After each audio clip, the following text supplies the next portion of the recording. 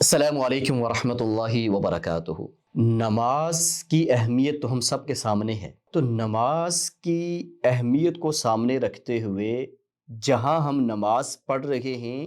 اس جگہ کے بارے میں بھی نبی علیہ الصلوۃ والسلام نے ہمیں وضاحت فرما دی۔ امی عائشہ رضی اللہ تعالیٰ عنہ فرماتی ہیں کہ نبی علیہ الصلوۃ والسلام نے ایک نقش و نگار والی چادر کے اوپر نماز پڑھی، اور نماز پڑھنے کے بعد فرمایا کہ اس نے مجھے نماز میں مشغول کر دیا، اس چادر کو ابو جہم کو دے دو اور اسے کہو کہ انجبانی چادر ہے نا وہ ہمیں واپس ایک دے دے۔ کیا مطلب ہے اس حدیث کا؟ یعنی کہ نبی علیہ الصلوۃ والسلام نے جس چادر پہ نماز پڑھی تھی تو اس کے اوپر نقش و نگار بہت زیادہ تھے، یعنی نقش و نگار سے مراد ہے کہ کڑھائی وغیرہ بہت زیادہ تھی، بیل بوٹے بنے ہوئے تھے، ایسے ایسے کچھ نہ کچھ، تو ایک رنگین آپ سمجھ سکتے ہیں۔ تو نبی علیہ الصلوۃ والسلام نے نماز کے بعد کہا کہ اس نے مجھے مشغول کر دیا، یعنی آپ نے نماز پہ اس کے آگے دیکھنا ہوتا ہے نا، اس پہ تو جب دیکھ رہے تھے تو توجہ اس کا رنگ، اس کی وہاں پہ ڈیزائننگ اور اس میں جو کڑھائی کی گئی ہے، مختلف ڈیزائن ڈالے گئے ہیں، تو توجہ اس کی طرف چلی جاتی ہے۔ اور اسی طرح نبی علیہ الصلوۃ والسلام نے ہمیں مساجد کو بہت زیادہ اس کو تزئین کرنے سے بھی منع فرمایا ہے۔ تو خلاصہ اس کا کیا ہوگا کہ ہم خاص طور پہ خواتین جو گھروں میں نماز پڑھتی ہیں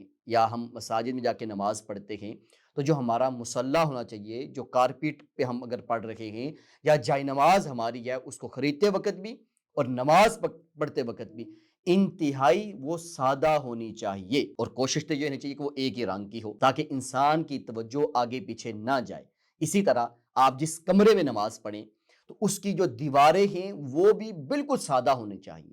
کہ اس کی کشش کہیں ہماری سوچ کو آگے پیچھے مبذول نہ کر دے۔ تو اگر دیکھنے میں اکثر یہ آتا ہے کہ اگر مارکیٹ چکر بھی لگے تو اب مساجد کے لیے بھی وہ ایسی کارپیٹس بنی ہوتی ہیں کہ جو مختلف ڈیزائن کی ہوتی ہیں، اور اگر اکیلی جائے نماز لینی ہو تو اس کے اندر بھی مختلف رنگ ہوتے ہیں، مختلف ڈیزائن ہوتے ہیں۔ تو اس طرح کی چیز پہ نماز پڑھنے سے نبی علیہ الصلوۃ والسلام نے منع فرمایا، کیونکہ نماز اللہ سے ہم کلام ہونے کا ذریعہ ہے۔ نماز ہوتا ہے کہ خشوع اور خضوع کا نام ہے۔ نماز صرف رکوع اور سجدے کا نام نہیں ہے، یعنی آپ جو رکوع اور سجدہ کر رہے ہیں تو اس میں ایک تصور ہونا چاہیے کہ آپ اللہ کے سامنے کھڑے۔ اگر ہماری توجہ ہی آگے پیچھے چلی جاتی ہے، اس ڈیزائن کی طرف چلی جاتی ہے، اس رنگینی کی طرف چلی جاتی ہے، تو اس سے نبی علیہ الصلوۃ والسلام نے منع فرمایا۔ اور خاص طور پہ ہم جب بھی خریداری کریں،